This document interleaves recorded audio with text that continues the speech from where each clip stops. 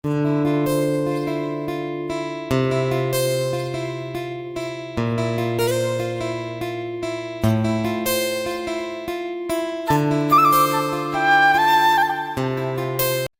Evening বন্ধুরা, কেমন আছো সবাই? আশা করি যে যেখানে আছো সকলে ভালো আছো। আমিও ভালো আছি। আমি মনিকা বর্ধমান জেলা থেকে তোমাদের সামনে নিয়ে চলে এলাম নিত্যদিনের আরও নতুন একটি ব্লগ।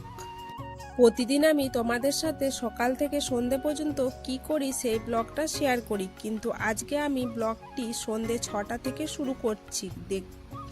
আজকে সন্ধে 6টা থেকে কালকে সন্ধে 6টা পর্যন্ত ব্লগটা কন্টিনিউ করার আমি চেষ্টা করব। আশা করি আজকের ব্লগটা একটু অন্যরকম এবং তোমাদের বেশি ভালো লাগবে। আর ব্লগটি ভালো লাগলে চ্যানেলটি সাবস্ক্রাইব এবং একটি লাইক করে আমার পাশে থেকো। বড়দেরকে প্রণাম ও ছোটদেরকে অনেক অনেক ভালোবাসা জানিয়ে আজকের এই ব্লগটি আমি শুরু করছি। আর এই ব্লগটি শেষ পর্যন্ত দেখার অনুরোধ রইল। আর দেখে কমেন্টে অবশ্যই জানাবেন কেমন লাগলো। সবার করো। আর মনা আজকে এই মাত্র ঘুম থেকে উঠলো। অন্যদিন জানো তো অনেকক্ষণ আগে উঠে যায়, কিন্তু আজকে প্রায় সন্ধে সময়ে ঘুম থেকে উঠেছে। আর উঠে পরেই দেখো বলছে আমি বাইরে বেরু করতে যাব। বলছি এখনই সন্ধে হয়ে যাবে, আজকে আর যেতে হবে না, কিন্তু ও তো আমার কথা শুনবে না। যাব মানে তো যাবই।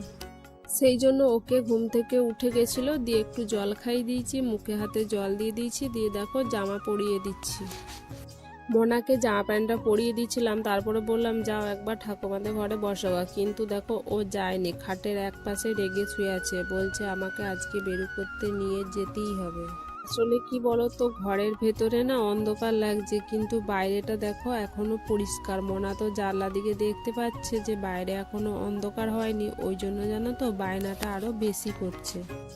আর এদিকে আমি চুলটা ছাড়িয়ে নিচ্ছি। ভাবলাম আজকে আর বেনুনি করবো না, চুলটা ছাড়িয়ে খোপা করে নি। ছাড়িয়ে পরে হাতেও ধরেছিলাম, অনেকক্ষণ কাংড়াটা খুঁজলাম, কিন্তু একটা কাংড়াও খুঁজে পেলাম না চুলটা বাঁধার জন্য। ওই জন্য শেষমেশ বেনুনি করতে হলো।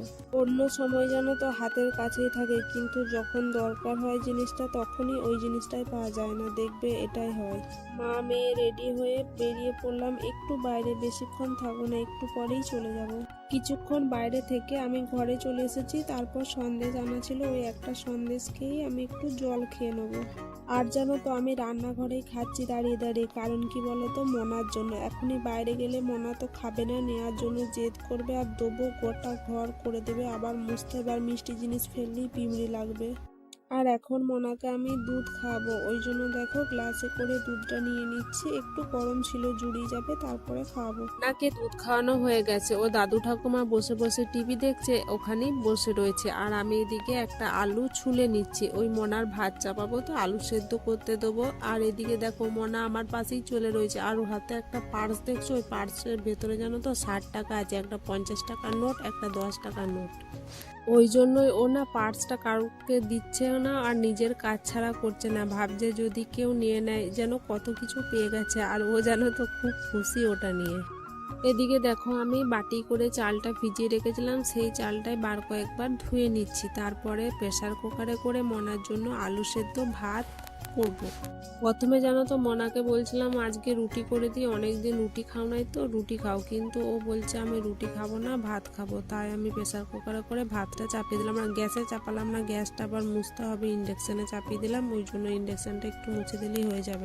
ভাতটা তো হতে কিছুক্ষণ সময় লেগেছিল। মনাকে ততক্ষণ জানো তো আমি পড়তে বসেছিলাম, ওটা আর ব্লগে শেয়ার করা হয়নি। তারপরে এখন বাজে প্রায় 8:30। এখন এসে দেখছি ভাতটা হয়ে গেছে, ওই জন্য ঝাঁঝরাই করে ফ্যানটা ঝরাতে দিয়ে একটা থালা ঢাকা দিয়ে দিলাম। তারপর আমি জানো তো রুমে চলে গেছিলাম। রুমে বিছানাটা ঠিক করলাম, মশারিটা টাঙিয়ে নিলাম। আর মনা তো এখন দাদু ঠাকুমার সাথে খেলা করছে, তাই ভাবলাম ওই ফাঁকে বিছানাটাও বাগিয়ে নিই। তারপর ফ্যানটা ঝরানো হয়ে গেছিলো, ওই জন্য রান্নাঘরে এলাম। একটা থালাতে ভাতটা গ্লাস দিয়ে ভালো করে মেরে নিচ্ছি। গরমে ভাতটা চটকালে দেখবে ভালো করে চটকানো যায়, আর এর মধ্যেই দুধ দিয়ে দিলে না ভাতগুলো গোটা গোটা থেকে যায়, কিছুতেই চটকানো যায় না। ওই জন্য আমি আগে গ্লাস দিয়ে ভাতটা চটকে নিলাম, তারপর দুধ দিয়ে হাতে করে মেখে নেব। আর এদিকে দেখো একটা বাটিতে আমি মনার জন্য আলু ভাতেটা একটু নুন দিয়ে ছেড়ে নিলাম। আগে জানো তো আমি ভাতের সাথে আলু ভাতেটা মেখে দিতাম, কিন্তু এখন বড় হয়েছে তো খেতে চায় না, বলবে আলু ভাতেটা আমি নিজে হাতে শুধু খাবো।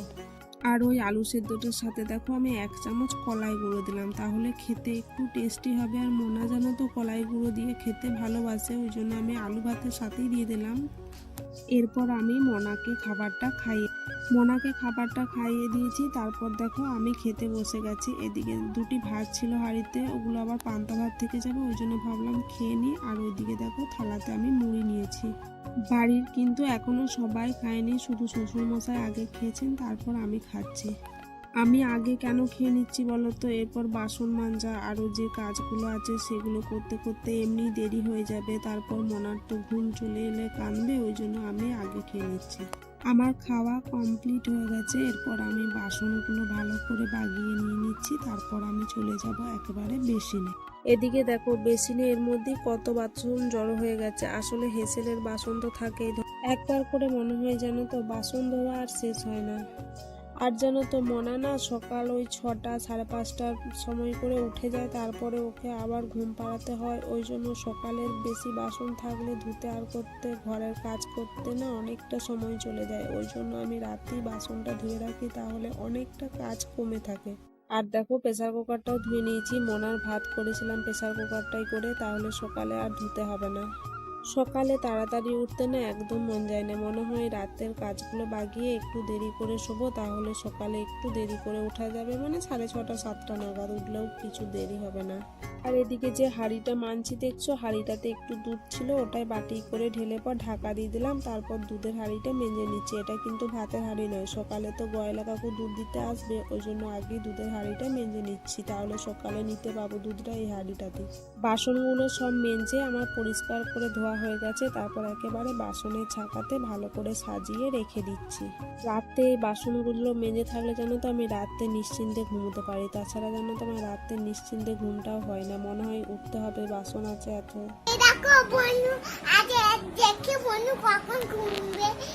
বন্ধুরা আমরা ফ্যান চালিয়ে নিয়েছি, এবার ওই ফ্যান আছে। বন্ধুরা আমরা বন্ধুকে ঘুমাবো, ফ্যান চালিয়ে নেবো, নিয়ে আমি ঘুম করে নেবো, নিয়ে আবার সকালে উঠে দাদুর সাথে খেলা করবো। গুড নাইট ফ্রেন্ড, কেমন আছো সবাই? আচ্ছা বলি তোমাদের টাটা, বাই বাই, আবার আসবো। ক্যামেরাটা অন দেখি মোনা কিছুক্ষণ ক্যামেরার সামনে বকবক করে নিল। জানি না তোমরা কতটা কি ওর কথা বুঝতে পারলে। তো বন্ধুরা রাতের মোটামুটি কাজ আজকে আমার কমপ্লিট। এরপর শোবো, তারপর তোমাদের সাথে দেখা করতে চলে এলাম একেবারে সকাল 6টায়। এখনো কিন্তু মনা ঘুম থেকে উঠেনি, আমি শুধুমাত্র ঘুম থেকে উঠেছি। আর ভাবলাম আজকে ঘুম থেকে উঠে প্রথমে ব্রাশটা করে নিই, তারপর কিন্তু আমি মনা সকালে খাওয়ার জন্য ব্রেকফাস্টটা রেডি করব, তারপরে ঘরের কাজ শুরু করব। রাতে তো সব বাসনই ধুয়ে রেখেছিলাম, শুধু ভাতের হাঁড়িটা ছিল মাজতে, সেটাই সকালবেলায় ভালো করে মেজে নিয়ে গা বাইরে।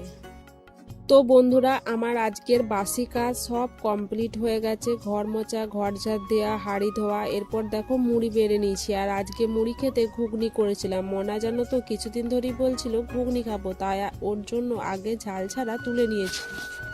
আর দেখো শ্বশুর মশাই বাজার গেছিল, বাজার থেকে না আজকে মাছ এনেছে, সেই মাছটাই আমাকে দেখাচ্ছিল, দেখো বৌমা এই মাছটা এনেছি। আমি বললাম রাখো মুড়িটা খেয়ে নিই, তারপরে মাছ বাছবো। বাড়ির কেউ এখনো মুড়ি খায়নি। মনা আসলে আজকে ওর জেঠা বাড়িতে আছে, জেঠার সাথে গাড়ি করে বাজারে গেছে, ওই জন্য আমি ফাঁকা ছিলাম। মা বলল তুমি মুড়িটা আগে খেয়ে নাও মনা আসার আগে।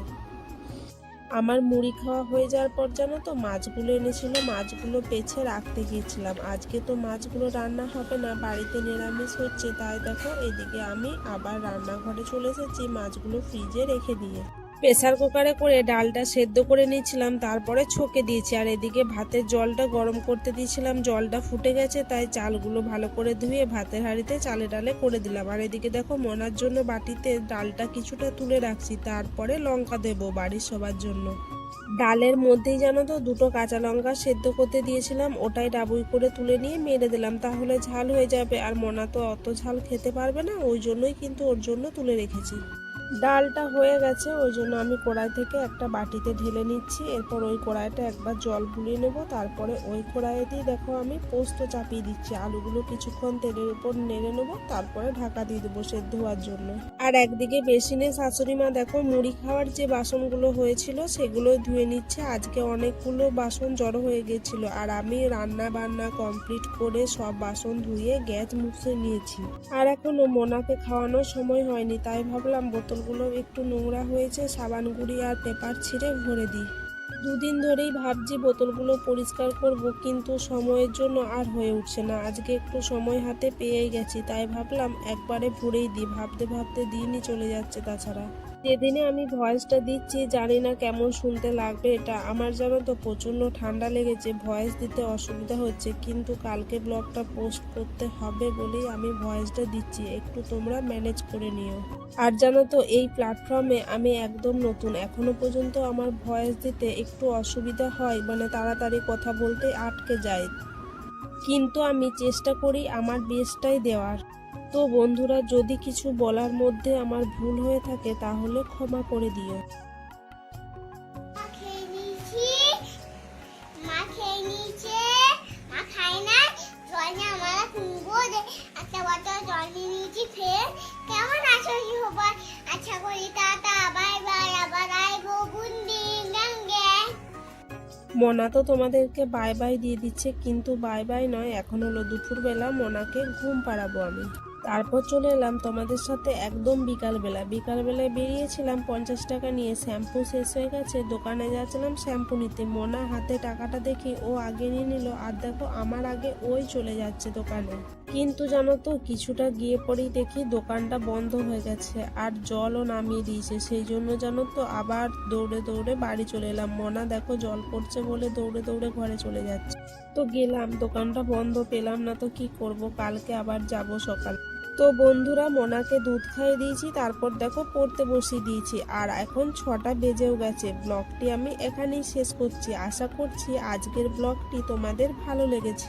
আমার পুরনো বন্ধুদেরকে অসংখ্য ধন্যবাদ আমার পাশে থাকার জন্য। আর যারা নতুন বন্ধু হয়ে আমার ভিডিওটি দেখছো তাদের কাছে একটাই অনুরোধ করব, আমার চ্যানেলটি সাবস্ক্রাইব করে আমার পাশে থেকো। সবাই ভালো থাকবেন, সুস্থ থাকবেন। কালকে দেখা হবে আপনাদের সাথে আমার নিত্যদিনের নতুন আরো একটি ব্লগ নিয়ে। টাটা, সঙ্গে গুড নাইট।